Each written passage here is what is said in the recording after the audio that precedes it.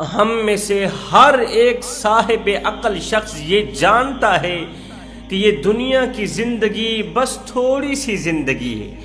اور ہم میں سے ہر ایک کو ایک نہ ایک دن انتقال کرنا ہی کرنا ہے، مرنا ہی مرنا ہے۔ یہ ختم ہونے والی دنیا کو چھوڑ کر اپنے اصلی ٹھکانے یعنی کہ قبر کی طرف چلے جانا ہے۔ جوانوں، موت ایک ایسا دروازہ ہے جس دروازے سے ہر ایک شخص کو گزرنا ہے، وہ بڑا ہو، چھوٹا ہو، بچہ ہو، بوڑھا ہو، انسان ہو، حیوان ہو، چرند ہو، پرند ہو، ہر جاندار چیز کو موت کے دروازے سے گزرنا ہی گزرنا ہے، کیونکہ اللہ تعالیٰ نے قرآن مجید کے اندر ارشاد فرمایا کل نفس ذائقۃ الموت۔ جب اسرائیل علیہ السلام موت کا فرشتہ موت کا تھپڑ مارتا ہے نا، پھر وہ یہ نہیں دیکھتا کہ یہ بچہ ہے، بوڑھا ہے، جوان ہے، موت کا تھپڑ برداشت کر سکتا ہے یا نہیں کر سکتا، کیونکہ موت کے فرشتے کے اندر رحم نام کی کوئی چیز ہے ہی نہیں۔ ترس نہیں کھاتا، کسی پر رحم نہیں کرتا۔ موت کا فرشتہ کسی پر رحم نہ کرے تو اللہ خوش ہوتا ہے، اور انسان کسی پر رحم کرے تو اللہ خوش ہوتا ہے۔ اگر اسرائیل علیہ السلام کے اندر رحم نام کی کوئی چیز ہوتی تو اس عورت پر رحم کر لیتا جو جنگل میں رہتی تھی، بوڑھیا سی عورت تھی، لاغر سی عورت تھی، اس کا ایک ہی بیٹا تھا، صبح و شام وہ اپنے بیٹے کی لمبی عمر کے لیے دعائیں مانگا کرتی تھی، جنگل میں رہتی ہے، کچی سی جھونپڑی میں رہتی ہے، لاغر ہے، چل نہیں سکتی، کھا نہیں سکتی، پھر نہیں سکتی، بس سانسیں لے رہی ہے۔ اس کا ایک ہی بیٹا تھا، ماں کی خوب نوکری کیا کرتا تھا، ماں کی خدمت کیا کرتا تھا، ماں کو کھلاتا تھا، پلاتا تھا۔ اگر رحم آ جاتا تو اسی بیٹے پر حضرت اسرائیل علیہ السلام کو رحم آ جاتا، ماں کی خدمت گزار پر حضرت جبریل علیہ السلام کو رحم آ جاتا، لیکن نہیں، اللہ کو راضی کرنے کے لیے کہ کسی پر رحم نہیں کھاؤں گا، اللہ راضی ہوگا، اللہ مجھ پر خوش ہوگا۔ جب اوپر سے بلاوا آ گیا تو حضرت اسرائیل علیہ السلام نے اس نوجوان بیٹے کی روح نکال لی، نہیں دیکھا کہ یہ ماں کی خدمت کرنے والا ہے، اس کے بغیر اس کی ماں کہاں جائے گی،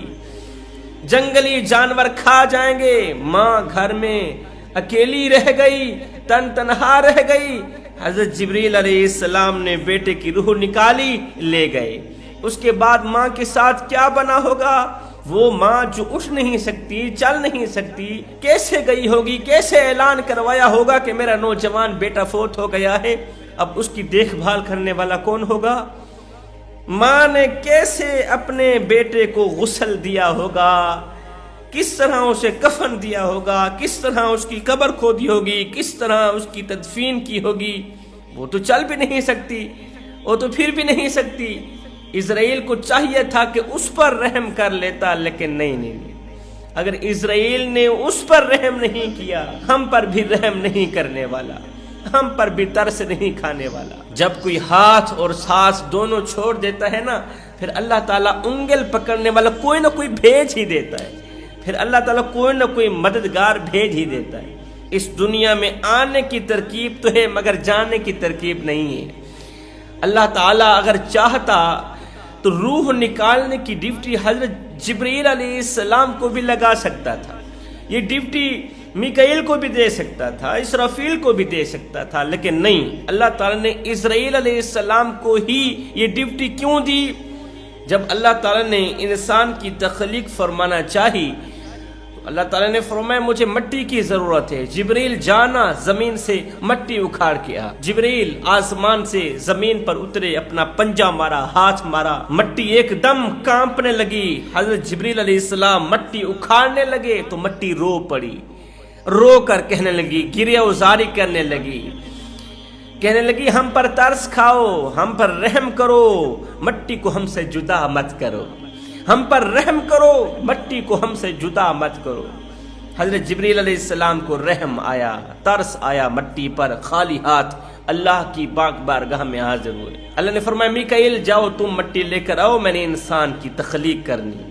حضرت میکائیل علیہ السلام زمین پر اترے، پنجہ مارا، ہاتھ مارا، مٹی اکھاڑنے لگے تو مٹی رو پڑی، چیخ کر کہنے لگی ہم پر رحم کرو،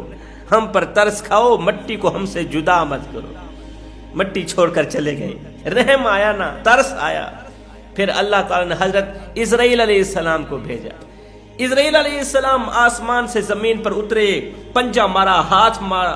قبل اس کے کہ مٹی اکھاڑتے، مٹی کے اندر سے رونے کی آواز آئی،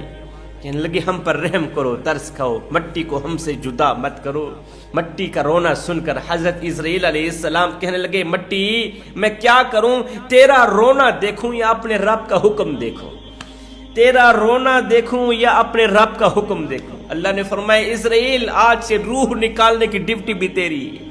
جب اوپر سے آرڈر آ جائیں، جب وقت پورا ہو جائے تو پھر مت دیکھنا ماؤں سے بچے جدا ہو رہے ہیں، ماؤں کی جھولیاں خالی ہو رہی ہیں، باپ کا بازو کٹ رہا ہے، بچے یتیم ہو رہے ہیں، کسی پر ترس نہیں کھانا، کسی پر رحم نہیں کرنا۔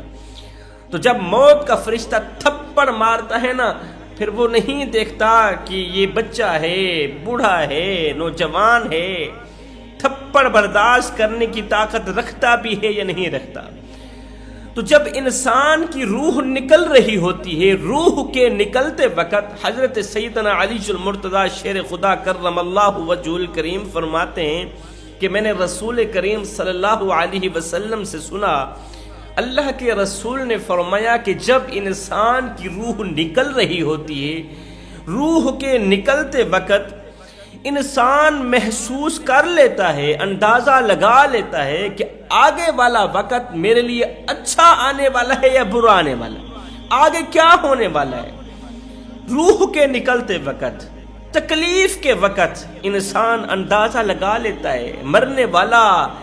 اندازہ لگا لیتا ہے کہ آگے کیا ہونے والا ہے، میرے لیے اچھا ہونے والا ہے یا برا ہونے والا ہے۔ وہ اندازہ لگا لیتا ہے کہ میری قبر جنت کے باغوں میں سے باغ ہونے والی ہے یا جہنم کے گڑھوں میں سے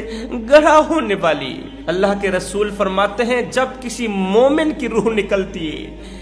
مومن کی روح نکلتی ہے نا، تو وہ کہتا ہے جلدی کرو مجھے میرے اصلی مکان میں چھوڑاؤ، جلدی کرو مجھے قبر میں چھوڑ آؤ، مجھے میرے اصلی مکان میں چھوڑاؤ۔ وہ دیکھو قبر کے اندر نور ہی نور ہے، نور نے میری قبر کو منور کر رکھا ہے۔ قبر کے اندر گلاب کے پھول اگے ہوئے ہیں جن کی خوشبو سے قبر میں عطر پھیلا ہوا ہے۔ قبر کے اندر مخملی قالین بچھے ہوئے ہیں، مخملی بستر بچھا ہوا ہے، جلدی کرو مجھے میرے اصلی مکان میں چھوڑ آؤ، میں تمہاری دنیا میں نہیں رہنا چاہتا۔ اللہ اکبر، یہ تو مومن کی صورتحال بتا رہا ہوں۔ اور جب کسی بے نمازی کی روح نکلتی ہے، اللہ، جب کسی گنہگار کی روح نکلتی ہے، جب کسی بدکار کی روح نکلتی ہے، جب چغل خوری کرنے والے کی روح نکلتی ہے، غیبت کرنے والے کی، والدین کو دکھ دینے والے کی، درد دینے والے کی روح نکلتی ہے نا، تو وہ کہتا ہے ہائے ہائے مجھے اس اندھیری کوٹڑی سے بچا لو، مجھے کہاں لے کے جا رہے ہو، وہ ایسی قبر کے اندر ڈالنے جا رہے ہو، ایسی اندھیری کوٹڑی کے اندر دفن کرنے جا رہے ہو جس اندھیری کوٹڑی کے اندر آگ ہی آگے، جس قبر کے اندر آگ ہی آگے، بچھو ہی بچھو ہیں، کیڑے ہی کیڑے ہیں، جو قبر جہنم کے گڑھوں میں سے گڑھا بنی پڑی ہے، مجھے اس اندھیری قبر میں چھوڑنے جا رہے ہو۔ یہ گنہگار اپنی اولاد کو کہتا ہے او میرے بچوں مجھ پر ترس کیوں نہیں کھاتے، اپنے باپ پر رحم کیوں نہیں کرتے، میں وہ باپ ہوں جو بوڑھی کمر پہ بوریاں لاد لاد کے، کمزور سے کندھے پہ بوریاں لاد لاد کے، دن رات اوور ٹائم لگا کے کماتا رہا کہ مجھے کچھ ملے نہ ملے، میرے بچوں کو روٹی کا ٹکڑا مل جائے، میرے بچوں کو روٹی کا نوالا مل جائے۔ میرے بچوں میں خود بھوکا رہا تم ہی کھلایا، خود پیاسا رہا تم ہی پلاتا رہا، اپنی رگوں سے خون نکالتا رہا تمہاری رگوں میں ڈالتا رہا۔ میرے بچوں جو کسی کے ساتھ اتنی بڑی وفا کرے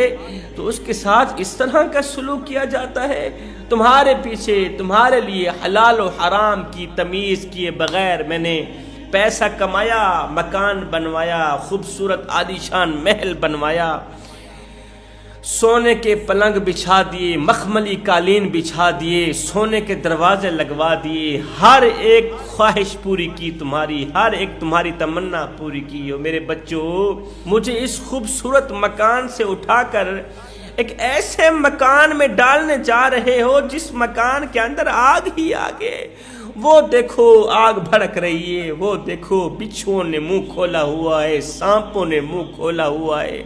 कब्र के अंदर आग का बिछोना बिछा हुआ है, मुझे कहाँ लेके जा रहे हो? अल्लाह के रसूल फरमाते हैं, जब किसी मुर्दे को कब्र के अंदर दफन किया जाता है ना, तो मुर्दा 2 सूरतों पर पछताता है। पहली सूरत, अगर वो गुनहगार होता है तो कहता है कि मैं तौबा क्यों ना कर सका, मैं गुनाहों से तौबा क्यों ना कर सका। अगर वो नेकोकार होता है फिर भी पछताता है, कहता है हाय और ज्यादा नेकियां क्यों ना कर सका।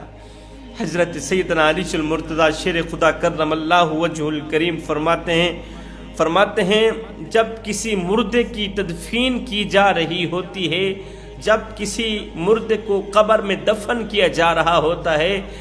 तो वो 2 लोगों को देख के उन्हीं बद्दुआएं देता है, उन्हीं गालियां देता है। पहला वो शख्स जिसने दुनिया में उसका जीना हराम किया, जिस शख्स ने दुनिया में उसे दुख दिए, दर्द दिए, उसकी इज्जत वाली पगड़ी खाक में मिलाई, ऐसे शख्स को देखकर मुर्दा कहता है अब आ गया मेरा मुंह देखने के लिए, अब आ गया मुझे कफन पहनाने के लिए।